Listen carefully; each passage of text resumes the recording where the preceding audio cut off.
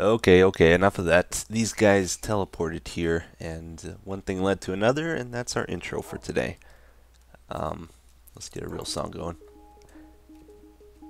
So I'm working at expanding this area here so we can start working on the storage room. I got some TNT ready.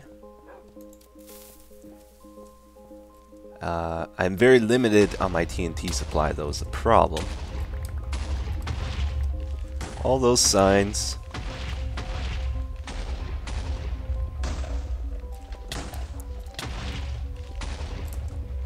I want it in.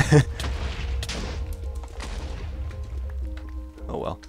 Yeah, so I just blew up a big ring all around. We're going to continue expanding here. I'll clean this up, and I'll get back to you. Yeah, the wolves in this patch are just so broken. Like, for some reason they're standing now, and I can't make them sit.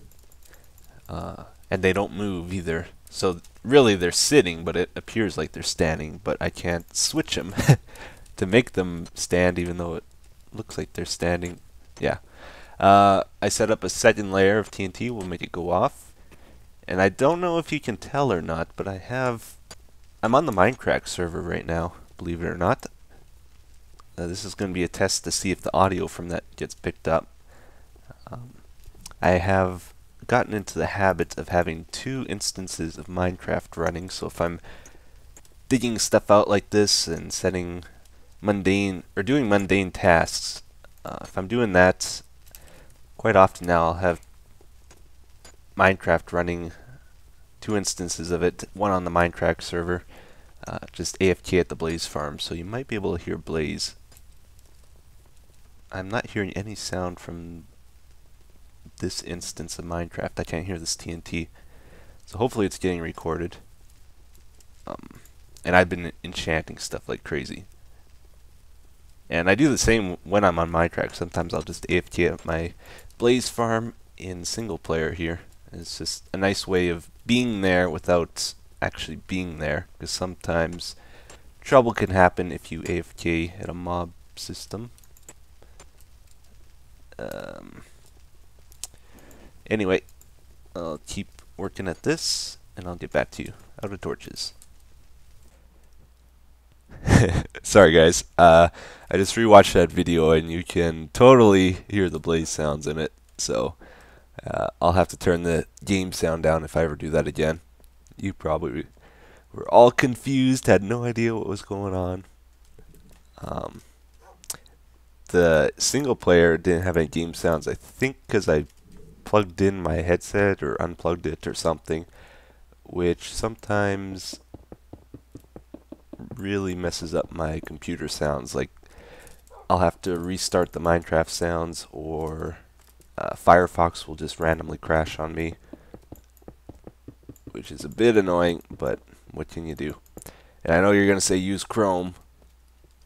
I've considered it. I might one day, but not now. I have to be in the right mindset to try a new browser. Yeah, so I did a whole bunch of caving just now. I took a break from this and tried to light up some caves around here to speed up the mob system. This is what we got. Nice run, and plus 66 redstone blocks. What? Well, that was anti-productive. Let's try it this way. So let's see what we get with this. I don't know about you guys, but a lot of times when I play Minecraft, I'll have a YouTube video going on in the background, and like I was just caving, for example, and you'll hear the people in the video caving as well. So you got their mob sounds plus your mob sounds combined, and you don't know what's going on. Like, you might hear a zombie and just freak out and look all around you, and there's nothing, and then in the video you see it's on their screen. Or you might hear a creeper sizzle and you think nothing of it because you don't see any around you, so you just assume it's happening in the video, and then right behind you, you know, it gets you by surprise. That happens to me a lot. And I'm really bad for it too. Like, I'll be in the nether and I'll hear a creeper sizzle and I just assume it's on my end and I'll freak out and turn around and yeah, there's no creepers in the nether. So I got this set up for another TNT ring, or I have another TNT ring set up, which we'll set off in just a little bit here. I'm going to put this stuff in a chest and then I'll be back. We got a total of 414 redstone dust from that, by the way, which works out to an average of 6.27 per ore with Fortune 3 from that test. Let us do this. This place is getting bigger.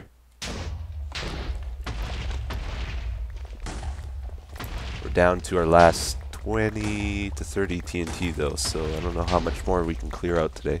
An apple. Each of these has a leaf block underneath, which people ask a lot about. Is just to, it has a very low blast resistance, so, oh no.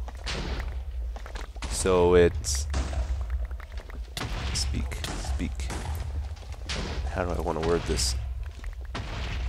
It does more damage to, there's another apple there. It does more damage to the blocks below than, say, if you were to have a piece of cobblestone below. Would you?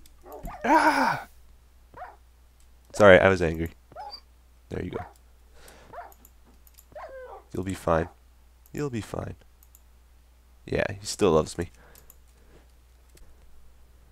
Alright, very good, very good. We have a lot of space cleared out now. We can, we got some room to work here, which is good. Something I want to show you, for those of you making mob systems, the way I'm going about lighting up the caves, like that's what I need to do. I have to light up all the caves around here. This is the center point of the mob system. I need to go at least 128 blocks all around the center point. But I plan on going a little further than that as well, because we'll be moving around this area, so we need to go further to make up for that. The farther we stand from that center point. So I'll show you how I'll show you how I've been going about lighting up the caves. Like, there's a major cave this way, which I have all lit up. I couldn't find any more dark spots, so at this point, what I do. I go 100 blocks diagonally from the mob system in 4 directions. So our X is like -463 and our Z is 851 or so. Add and subtract 100 to all those numbers. Go to that spot, those four points, and I'll meet you there at one of them. Okay, so you can see the mob tower over there, that big snow tower. That's our mob system, and that is our center point. So I went around that area as much as I could, looking for caves, lighting them up. I can't really find any more at this point, so it feels like I'm done all the caving I need to do, but I can tell by the mob rates it's still very slow. So if you're making a mob system, you got to remember to check the edges of your radius. So I've gone 100 blocks on the negative X and plus 100 on Z to this point here, and I'll do the same for over there, there, and diagonally that way. And now this is where the controversy begins. I make an X-ray machine at these points and also one in the center. So usually I'll make 5 total to scan all the caves. And I'm not telling you to use an X-ray machine. You can if you want. If you don't mind using it, this is just the method I go about lighting up caves. The reason it's a sensitive issue is because a little while ago I mentioned I do not like sand duplicators, and a lot of people, oh, right there, we got a cave. A lot of people tore into me about it, that I'm some sort of a hypocrite because I don't approve of the sand duplication, but I approve of the X-ray machine. You can see that's where I have all lit up. So I got a lot of work to do around this area. It's all dark for the most part. So I'll just briefly talk about that. In Minecraft, you should do whatever you... Whoa. I think that's natural. I don't think I dug that out. Yeah, do whatever you think is fun, right? I play survival mode because I enjoy the extra elements it adds to the game, such as resource collection. So that's the reason I don't want to use sand generators, because they will wreck my fun. There's a cave here too.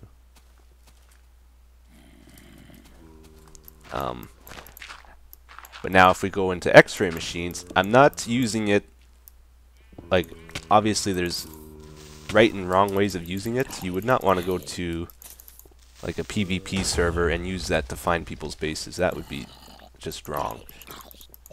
But in this case, I feel it's okay. It doesn't bother me because I'm just looking for needles and haystacks, basically. I don't want to do that because it would be very frustrating, and it doesn't really get me any benefits except saving me time and frustration. That's the cave we saw. So that's my reasoning behind the X-ray machine. Don't use it if you don't think it's right. You can use sand duplicators if you think it's okay. Doesn't bother me. Just don't try to get me to use one because I don't want to. Which I get hundreds of comments every time I say or I do something involving sand. People tell me just use a sand generator, and that bugs me. But anyway, it's going to be out of the game soon. I'll be happy. So again, I did some more caving there at that spot we were just at. I found 7 more stacks of redstone, and I got 3 stacks of iron, a stack of gold. Then I went and did some enchanting. I just got this pick, which is amazing. And now we gotta enchant the shovel, which is not so amazing.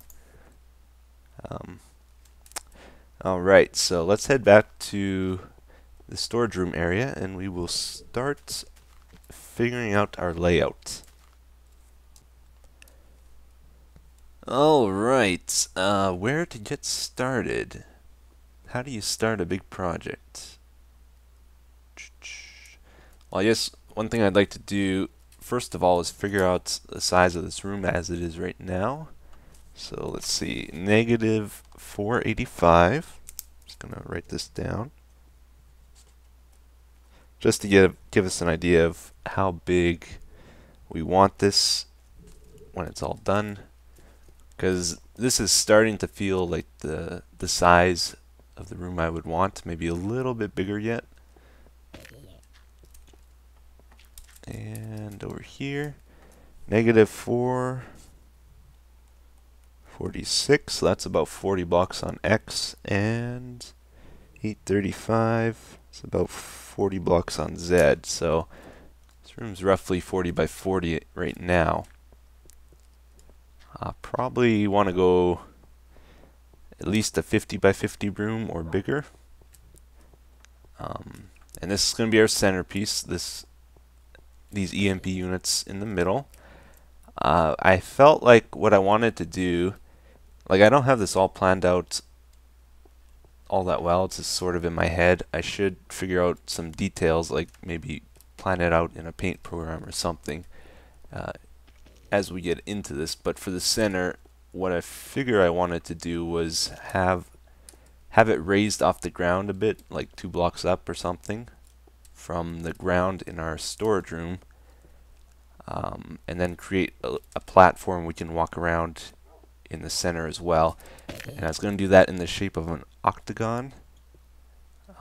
So at this distance here, it feels about right. We have the whole thing in frame, and that is 1, 2, 3, 4 blocks. So we want our walkway to be at least 4 blocks wide. So I'm just gonna cut this out.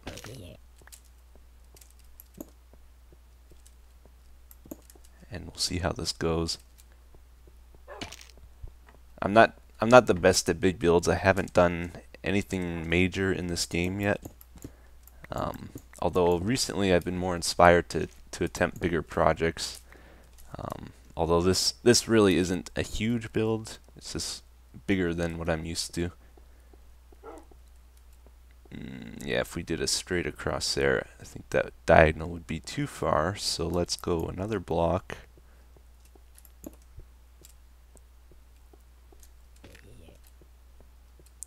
How would that do? That is not good. Let's make this go one more. We'll put this back.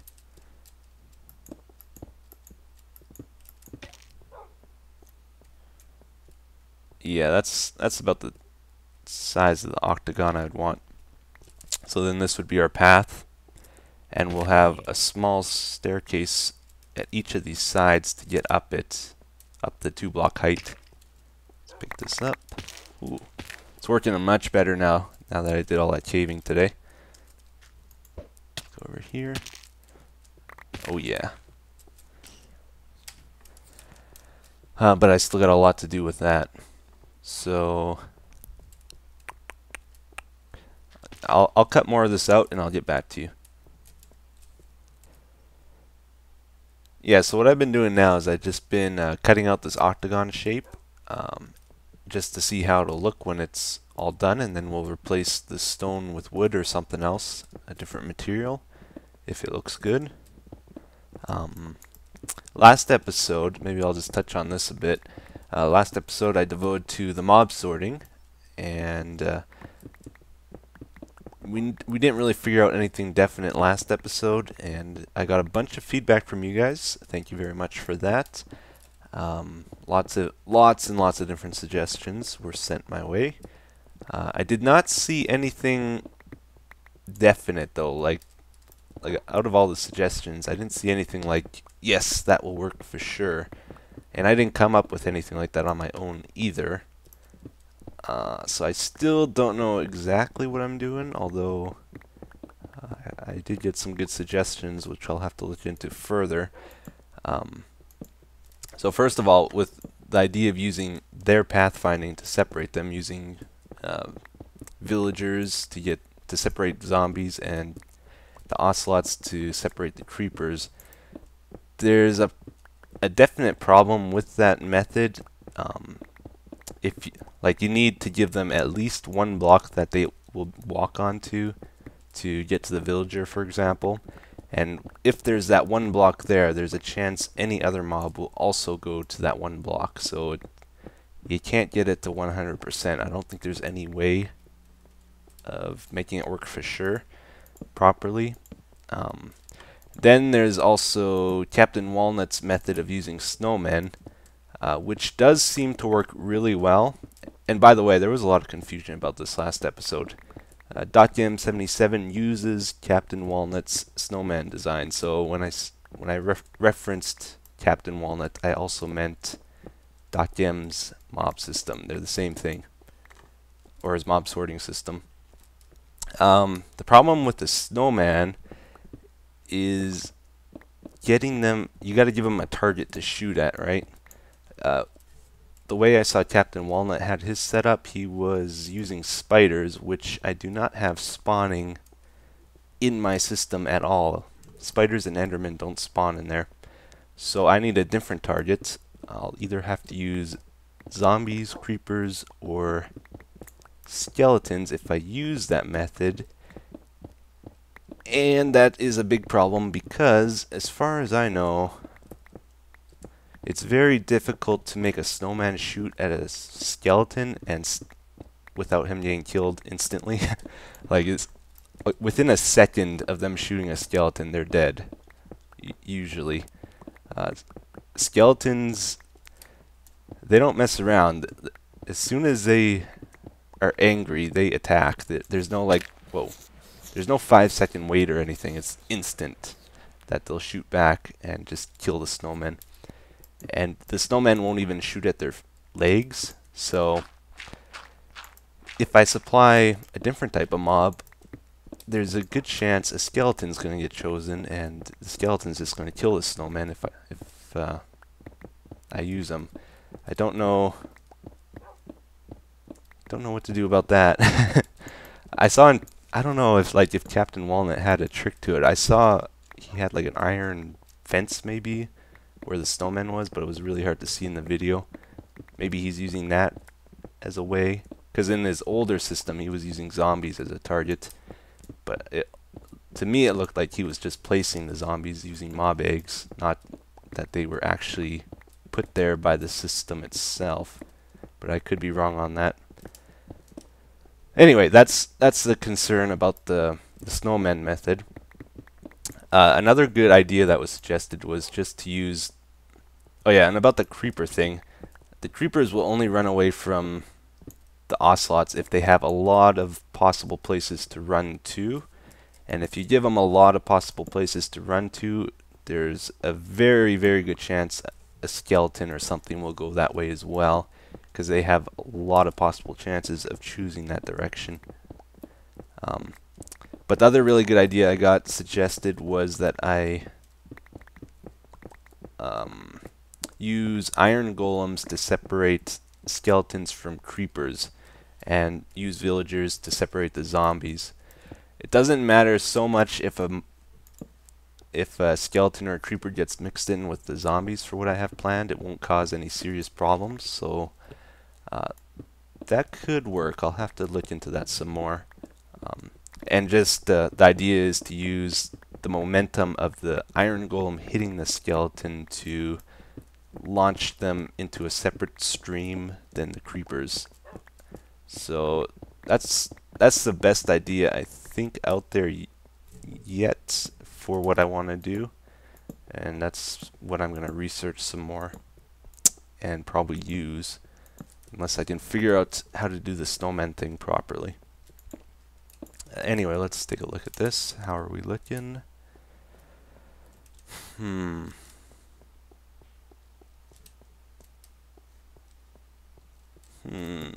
What do you guys think of the shape?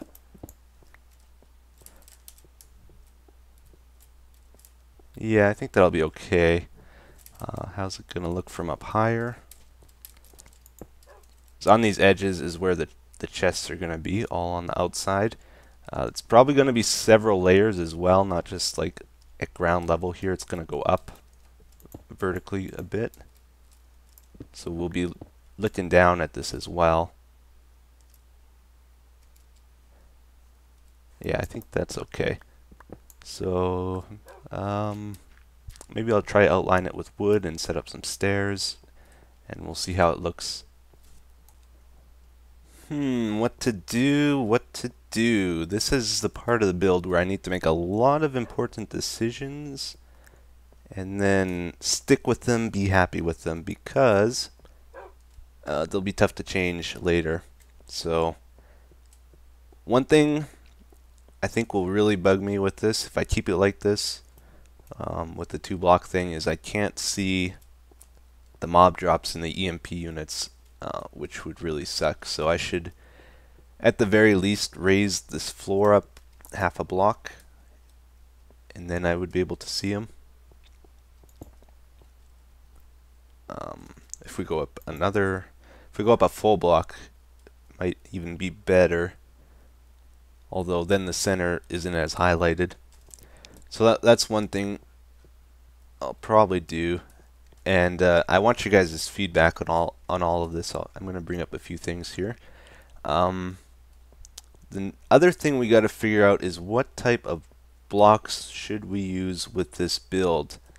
A general trick I see among builders is to keep within 2 or 3 main type of blocks in your builds, otherwise it tends to get overcomplicated looking, or your eyes don't know what to focus on. If you don't use enough types, it looks really plain. So probably keep it down to 3 main block types, or 3 main block colors, or whatever. I tend to prefer, I guess you'd call them earth tones, so I like the look of the wood. I like the look of grass blocks, the green. I like the look of sandstone. Personally, that's my preference.